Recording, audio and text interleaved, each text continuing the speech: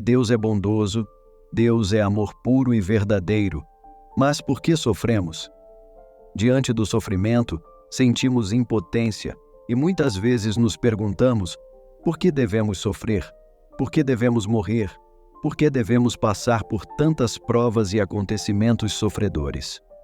Por que, se Deus é bom e misericordioso, nos destinou a um destino tão cruel? Frequentemente nos questionamos sobre essas questões e não conseguimos encontrar um sentido. E não conseguir encontrar um sentido para a dor e a doença é duplamente doloroso. Nosso sofrimento não faz sentido. Por que tudo isso? Nosso coração, sedento de verdade, permanece ferido e impotente sem uma resposta. Jó, personagem bíblico, é a imagem do justo atingido por males físicos para os quais não encontra remédio. Ele experimenta o sentimento de angústia, fraqueza e deterioração de sua condição física, que o conduz inexoravelmente à morte, mas quer entender o sentido, a razão, o motivo. Ele tenta encontrar uma explicação.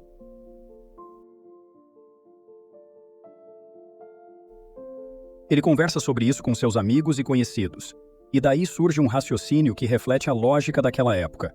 A dor, a doença, a morte são consequências dos pecados. Mas Jó se rebela. Ele não encontra sentido nessa resposta. Não vê uma explicação plausível em nome de todas aquelas pessoas inocentes como as crianças que foram afligidas pela doença, pela dor e pela morte. Jó grita e pergunta a Deus o porquê. Por que tanto sofrimento e tanta dor? Deus o ouve, mas não responde. Dá a entender que na dor e no sofrimento existe um significado incompreensível para nós, seres humanos. Se o porquê de Jó é o nosso, é porque esquecemos a irrupção de Jesus na história. Deus amou tanto o mundo que deu o seu único filho, para que quem crer nele não morra, mas tenha a vida eterna. Com Jesus, Deus nos dá a resposta à nossa pergunta, ao nosso porquê, e o faz silenciosamente. Jesus nasceu, morreu e ressuscitou.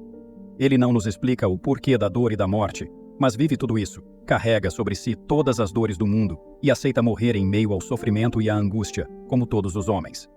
Jesus nos diz que não devemos rejeitar Deus em nome da morte e do sofrimento, porque é nele que encontramos o sentido da vida e da morte de cada ser humano na Terra. Jesus nos testemunha que o sentido da vida não se limita à vida terrena, mas é a vida divina que começa aqui em nosso mundo e continua após a morte. A vida terrena é importante, é feita de alegrias e dores, saúde e doença, mas é importante na medida em que nos conduz à vida eterna. Jesus experimentou a nossa condição humana, viveu em si as nossas dores, compartilhou conosco a tragédia e a impotência humanas diante da morte, gritou a Deus como nós poderíamos fazer quando somos abalados pela dor e pelo sofrimento, mas depois se entregou com confiança a Deus. Com sua morte, Jesus nos deu uma esperança que ilumina até a noite mais escura. É a esperança na ressurreição que nos liberta do medo da morte, do sofrimento, da dor.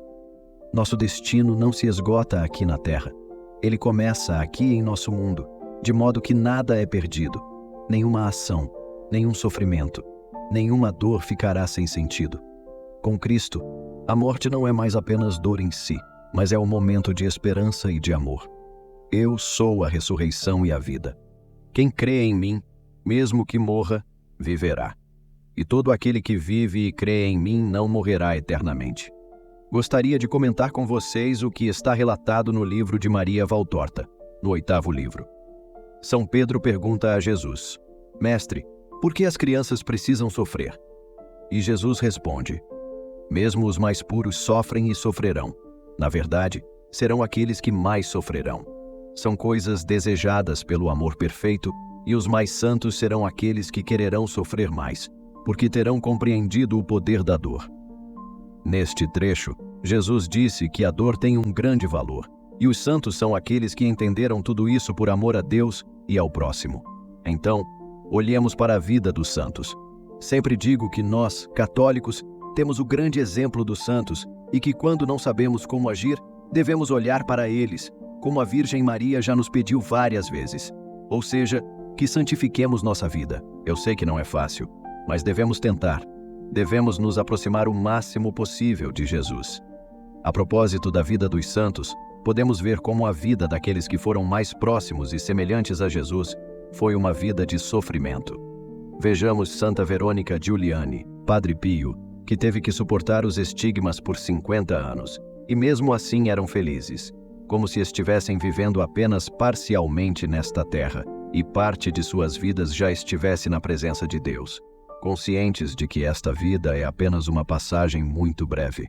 Por isso tenhamos coragem e enfrentemos esta vida com força e esperança, porque o tempo que passaremos felizes nos braços de Jesus será eterno, e esta vida difícil será apenas uma memória distante. Agora, oremos juntos. Pai nosso que estais nos céus, santificado seja o vosso nome. Venha a nós o vosso reino.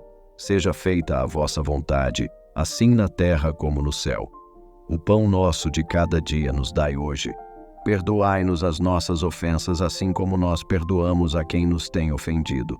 E não nos deixeis cair em tentação, mas livrai-nos do mal. Amém.